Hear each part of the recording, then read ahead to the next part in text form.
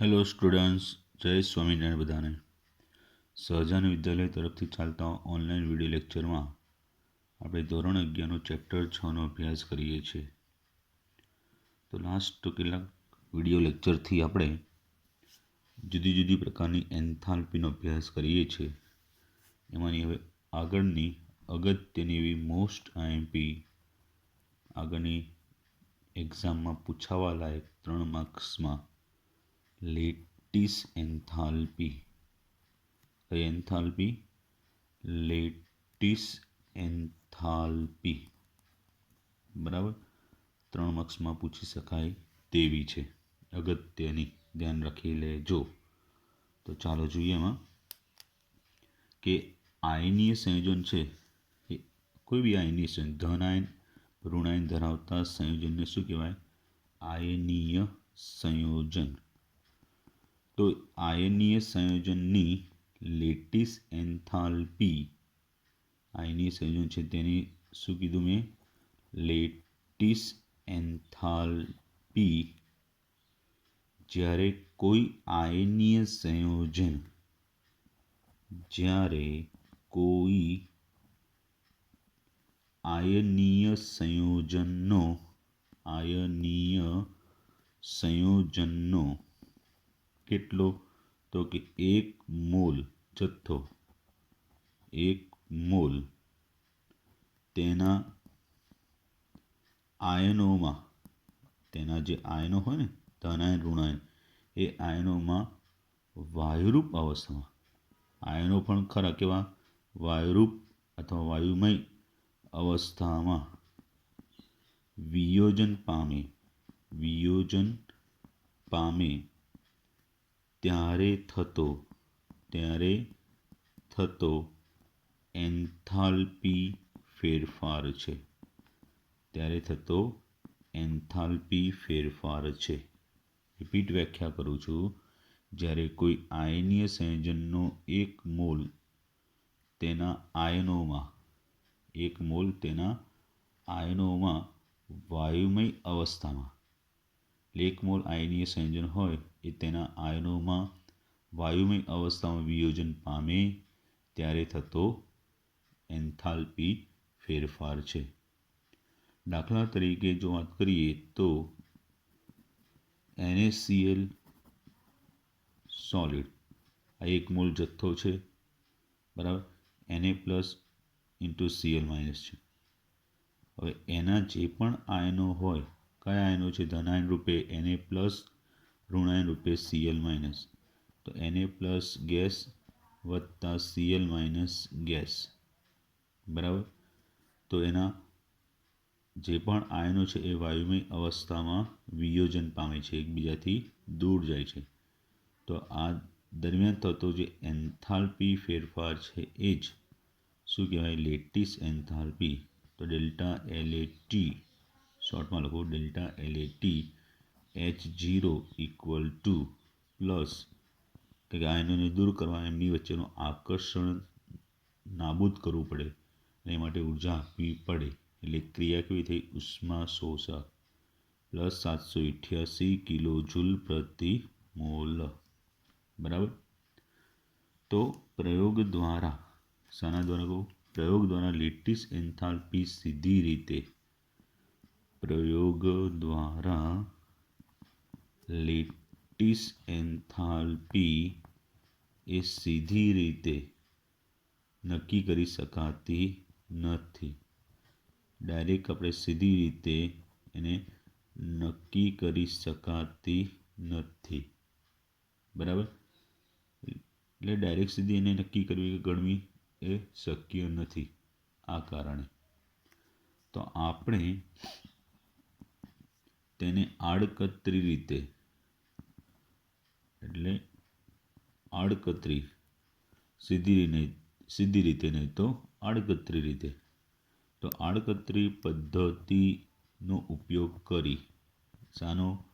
આડકતરી પદ્ધતિનો, ઇનડાયરેક્ટ પદ્ધતિનો ઉપયોગ કરીને તેને શોધી શકીએ છીએ, ગણી શકીએ છીએ. તો આમાં આ જે ઇનડાયરેક્ટ ગણતરી છે તેમાં એક एंथाल्पी आकृति रची કે જેને એ આકૃતિને શું કહેવાય છે? એ એન્થાલ્પી આકૃતિને બોર્ન હેબર્ટ ચક્ર શું કહેવાય છે? બોર્ન હેબર્ટ ચક્ર. તો બોર્ન હેબર્ટ ચક્ર શું છે? કે એન્થાલ્પી આકૃતિને બોર્ન હેબર્ટ ચક્ર કહેવાય છે. તે આપણે અહીંયા જોઈશું. તો એને આપણે પહેલાં માટેના તબક્કાઓ કયા છે એ તબક્કાઓ અને એની એન્થાલ્પી જોઈએ. એ પરથી આપણે એને બોર્ન હેબર્ટ ચક્ર એટલે કે એન્થાલ્પી આકૃતિ દોરીએ. એકલો બોર્ન હેબર્ટ ચક્ર પણ 2 માર્ક્સમાં પૂછી શકાય છે. સમજ્યા? તો ચાલો હવે એની પહેલાં તબક્કાઓ જોઈએ. તો Na પ્લસ અને Cl માઇનસની lattice enthalpy Na plus into Cl minus solid છે એની લેટિસ એન્થાલ્પી એ નીચેના તબક્કા દ્વારા ગણી શકીએ છીએ. બરાબર? તો કયા તબક્કાઓ છે? ચલો જોઈએ 1 by 1. તો પહેલું તો શું થાય? સાંભળજો. સોડિયમ હોય એ પ્રમાણિત અવસ્થામાં સોલિડ છે, એમાંથી એનું શું બને છે? ગેસ બને, એટલે Na ગેસ. તો આને શું થયું કહેવાય? સોડિયમનું, સોલિડમાંથી ગેસ થયું એટલે સોડિયમ ધાતુનું ઉદ્દીકરણ. તો એ માટેની એન્થાલ્પીને ઉદ્દીકરણ એન્થાલ્પી ડેલ્ટા SUBH0 બરાબર. તો આ બધી માહિતી છે એ પ્રયોગ દ્વારા મેળવેલી છે. જે મૂલ્ય છે 108.4 કિલોજૂલ પર મોલ. બરાબર? ચાલો પછી બીજો તબક્કો છે Na ગેસ. વાયુરૂપ તટસ્થ પ્રમાણ બન્યું એનું શું બનાવવાનું? હવે ધન આયન Na પ્લસ ગેસ. તો આ તબક્કાને સોડિયમ પરમાણુનું શું થયું કહેવાય? આયનીકરણ. શું થયું કહેવાય એને? આયનીકરણ. તો એ માટેની એન્થાલ્પી ડેલ્ટા IH બરાબર 496 કિલોજૂલ પ્રતિ મોલ. તો સૌ પહેલાં સોડિયમ જે ધાતુ છે ઘન અવસ્થામાં છે એનું વાયુમય અવસ્થામાં રૂપાંતર કર્યું, એને ઉદ્દીકરણ કહેવાય. એ માટેની જરૂરી એન્થાલ્પી 108.4 કિલોજૂલ પ્રતિ મોલ છે. પછી સોડિયમ ગેસનું સોડિયમ આયનમાં રૂપાંતર કર્યું, એ ઘટનાને આયનીકરણ કહેવાય. એ માટેની જરૂરી એન્થાલ્પીને 496 કિલોજૂલ પ્રતિ મોલ છે. બરાબર? ત્રીજો તબક્કો કે જેમાં હવે Naમાંથી Na પ્લસ આયન તો મેળવી લીધો, હવે Cl2માંથી Cl માઇનસ મેળવવાનો છે. તો કેવું હોય? 1/2 Cl2 gas it gives Cl gas. આને ક્લોરીનની શું કહેવાય? વિયોજન પ્રક્રિયા. ક્લોરીનનું શું કહેવાય? વિયોજન, એટલે વિયોજન પ્રક્રિયા કહે છે. બરાબર? તો ક્લોરીનનું જે વિયોજન કરવું છે એમાં Cl2 લઈએ તો 2 મોલ Cl ઉત્પન્ન થાય. આપણે 1 મોલ Cl માટે કેટલું? અડધો મોલ Cl2નું વિયોજન કરવું પડે. બરાબર? તો એ જે વિયોજન એન્થાલ્પી છે એ બંધ વિયોજન એન્થાલ્પીની અડધી છે. એ માટેની જે વિયોજન ઉષ્મા છે એ શાની?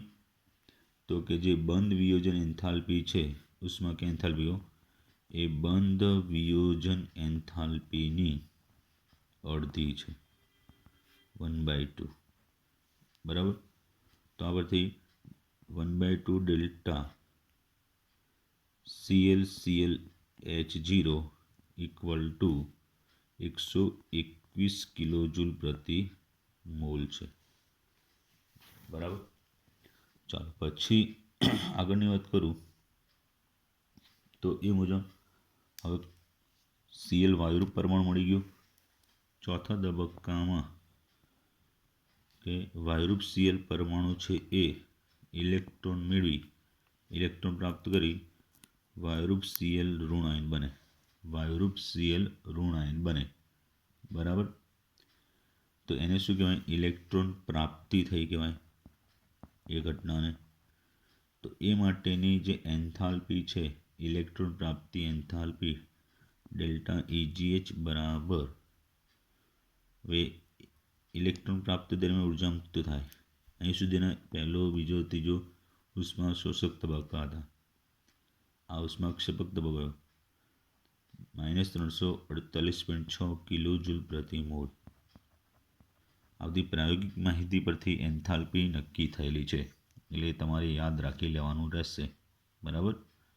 એટલે એક્ઝામમાં કે સાહેબ કઈ રીતે, તો યાદ રાખી લેવાના છે. બરાબર? 2-3 લખો એટલે યાદ રહી જ જાય. ચલો આગળની વાત કરીએ. 1 મિનિટ. તો આગળમાં આપણે વાત કરીએ હવે ઇલેક્ટ્રોન પ્રાપ્તિ એન્થાલ્પી સુધી થઈ ગયું.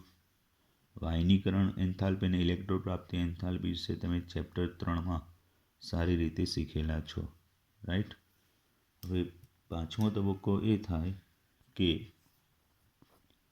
Na+ ગેસ અને Cl- ગેસ આયનો વચ્ચે પ્રક્રિયા થઈ NaCl સોલિડ મળે.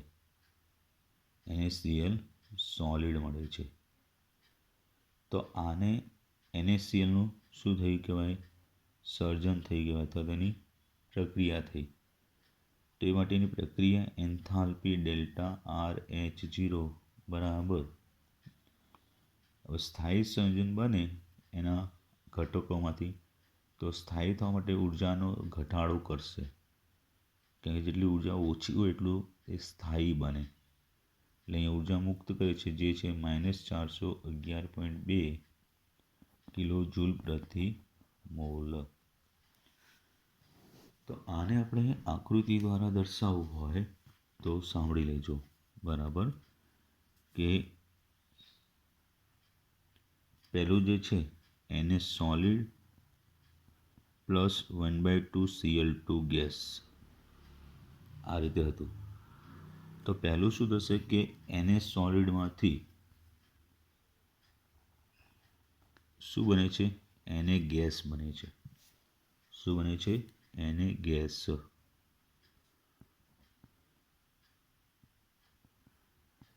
બરાબર? Plus 1/2 Cl2 gas. આ તબક્કો જે થયો એ શું થયો? ઉર્ધ્વપાતનનો. બરાબર? એટલે એ માટેની એન્થાલ્પીને ઉર્ધ્વપાતન એન્થાલ્પી કહેવાશે. ડેલ્ટા SUBH બરાબર કેટલી છે? 108.4 કિલો જૂલ પર મોલ. ઓકે. હવે પછી શું થશે? એનું આયનીકરણ થશે.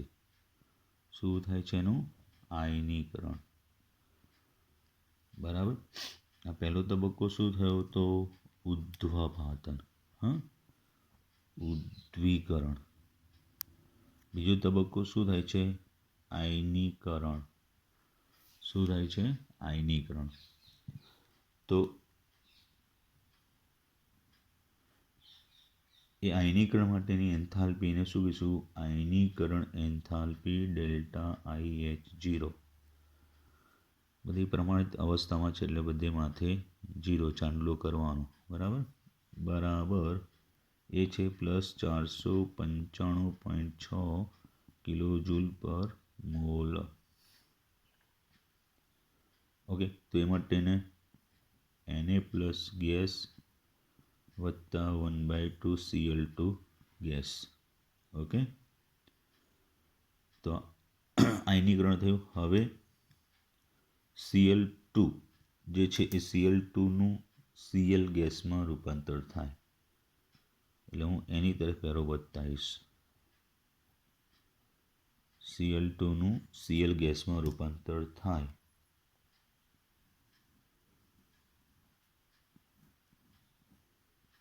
તો આ રીતે શું છે? 1/2 બોન્ડ ClClH. તો એ એન્થાલ્પી છે કેટલી? 121 કિલો જૂલ પ્રતિ મોલ જ છે, પોઈન્ટ નથી. તો અહીંયા શું મળ્યું? Na પ્લસ ગેસ વત્તા Cl ગેસ મળી ગયું. બરાબર. હવે આ Cl ગેસનું શું થાય? તો કે Cl માઇનસમાં રૂપાંતર થાય. શામાં? Cl માઇનસમાં. તો એ આ રીતે Na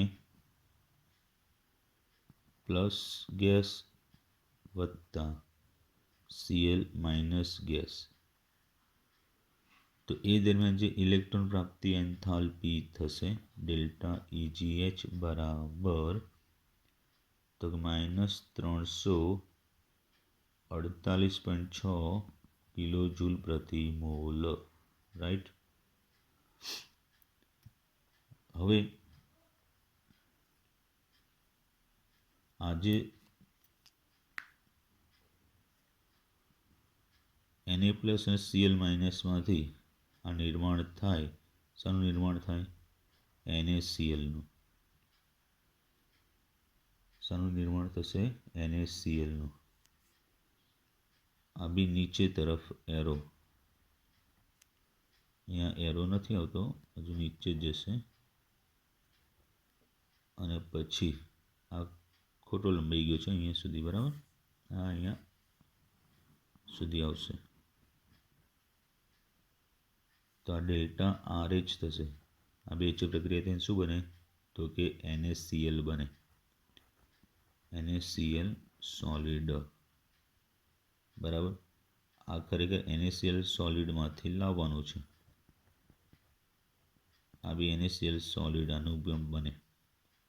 આયનો વચ્ચે પ્રક્રિયા થઈને એનો વિરુદ્ધ થાય તો એ લેટિસ એન્થાલ્પી ગણાય. Delta LTH0. તો આ પ્રક્રિયા એન્થાલ્પી છે -411.2 કિલો જૂલ પ્રતિ મોલ. તો આખું આ શું થઈ ગયું? બોર્ન હેબર ચક્ર. આ બોર્ન હેબર ચક્ર જે છે એની અગત્યતા એ છે કે ચક્રને ફરતે જે બધી એન્થાલ્પી છે એ ચક્રની ફરતે બધી જે એન્થાલ્પી છે એન્થાલ્પીનો સરવાળો કેવો? તો કે શૂન્ય થાય છે. આ એક ખાસિયત છે. તો જો લેટિસ એન્થાલ્પી ગણવી હોય તો આપણે હેસનો ઉષ્મા સંકલન નિયમ લાગુ પડીએ તો હેસના નિયમ મુજબ પહેલાં ડેલ્ટા RH એ પ્રક્રિયાની એન્થાલ્પીનો સરવાળો, એટલે આ બધી પ્રક્રિયાની એન્થાલ્પીનો સરવાળો થાય. કઈ?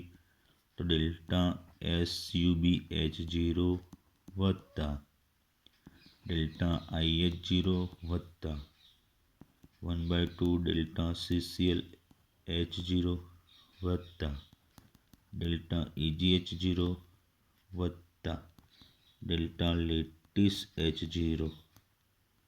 એ બધી એન્થાલ્પીનો શું થાય? સરવાળો થાય. બરાબર. તો આમાંથી લેટિસ એન્થાલ્પી મેળવી હોય તો ડેલ્ટા લેટિસ એન્થાલ્પી H0 બરાબર આ સામે જાય એટલે માઇનસ થાય. તો SUBH0ની કિંમત મૂકીએ 108.4. IHની કિંમત મૂકીએ તો 495.6 વત્તા આની કિંમત મૂકીએ કોની? CCl વાળાની 121 વત્તા આની કિંમત થશે તો કે માઇનસ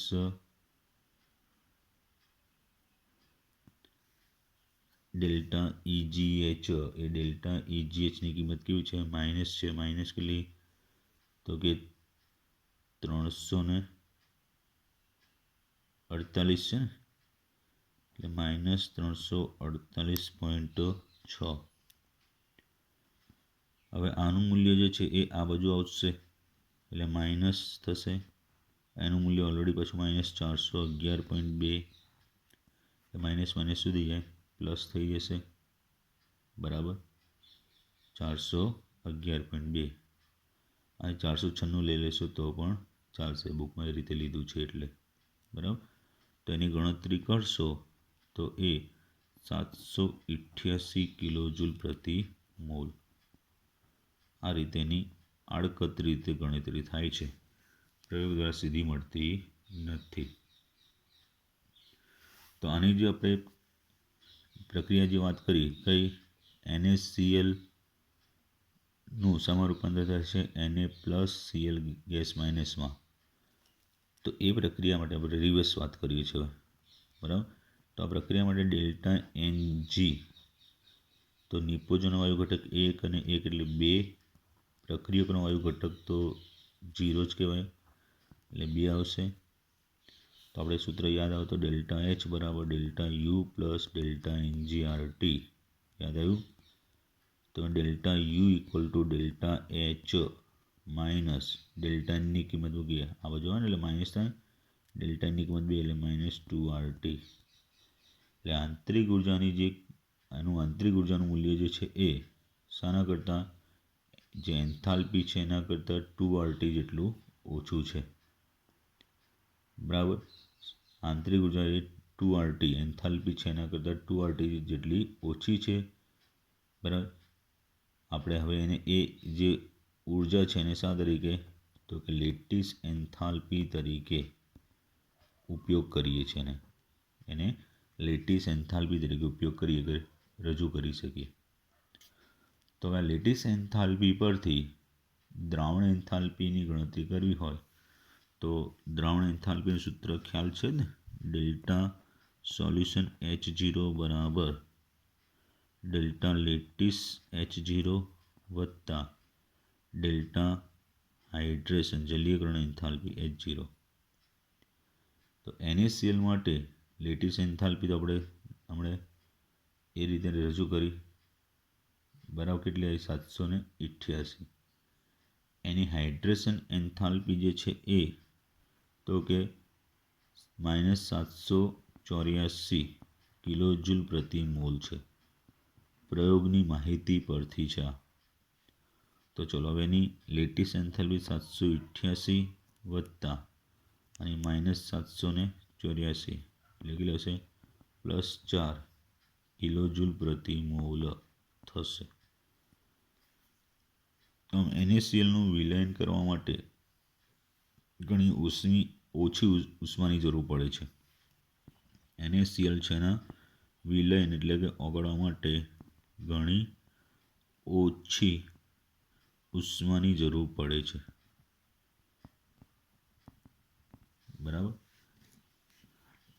તો આપણે શેની વાત કરીએ લેટિસ એન્થાલ્પી, એમાં બોર્ન-હેબર્ટ ચક્ર એવું છે કે NaClના લેટિસ એન્થાલ્પી માટે જુદા જુદા બોર્ન-હેબર્ટ ચક્રની ગણતરી કરો અથવા એની આકૃતિ દર્શાવો. તો આકૃતિ દર્શાવવાની, તબક્કા કીધો તો તબક્કા પણ લખવાના, બરાબર. તો આ રીતે 1 થી 2 વાર વિડીયો લેક્ચર જોશો એટલે ચોક્કસ આવડી જશે અને 1-2 વાર લખવું પણ પડશે. ઓકે, ચલો જય સ્વામિનારાયણ.